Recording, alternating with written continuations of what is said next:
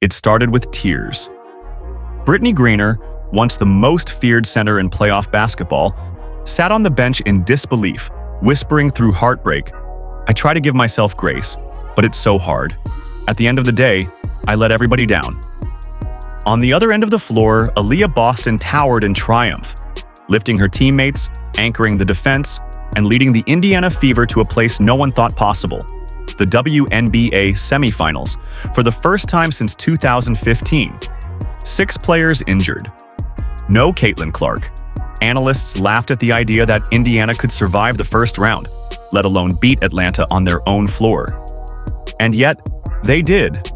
So how did the Fever flip the narrative? And what does Griner's emotional breakdown reveal about her future?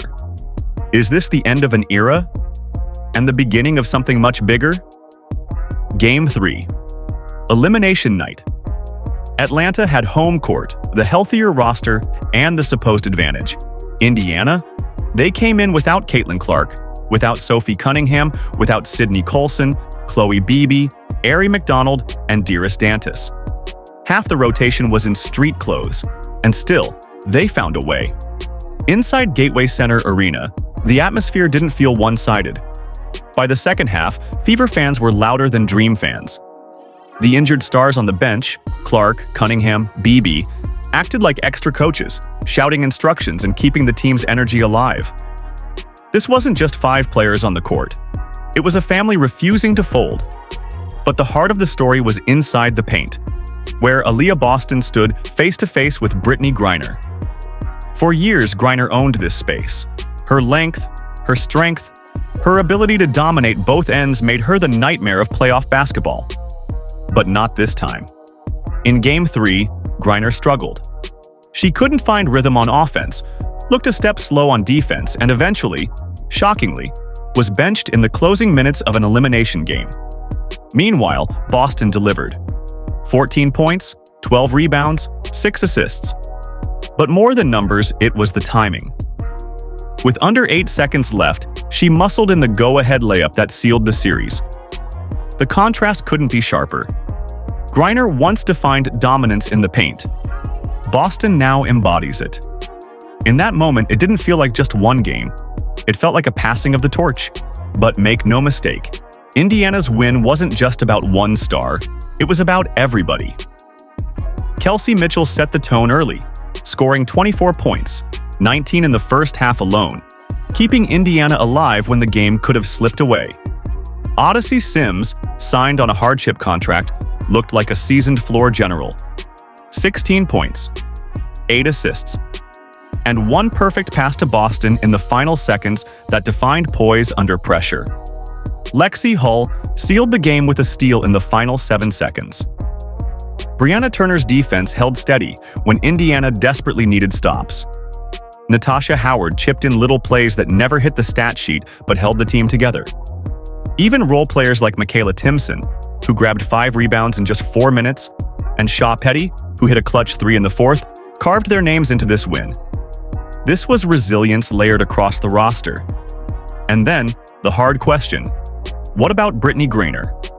Benched in crunch time. Numbers at career lows. For the first time, the conversation isn't about her next playoff run. It's about whether she has another one left. Yes, she's had legendary highs. Yes, she's carried teams before. But this series felt different.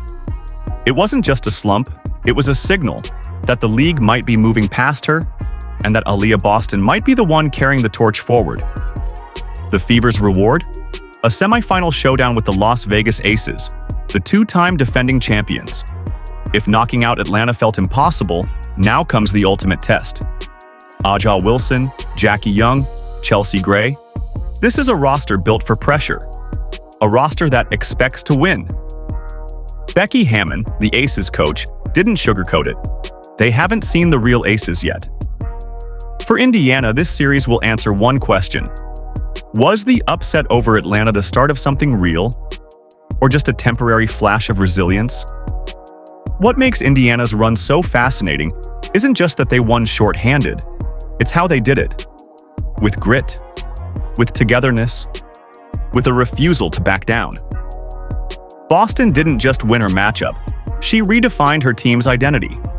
Mitchell proved herself a true leader. Sims reminded everyone that opportunity can change everything. And with Caitlin Clark and the injured stars set to return next season, the Fever may be building the foundation of a dynasty. So maybe this wasn't just an upset. Maybe it was a beginning. The night Brittney Griner sat in tears, and Aaliyah Boston stood tall as the future. Do you think this is the end for Brittney Griner? Or was this just one tough series against the next great star? Let us know in the comments below.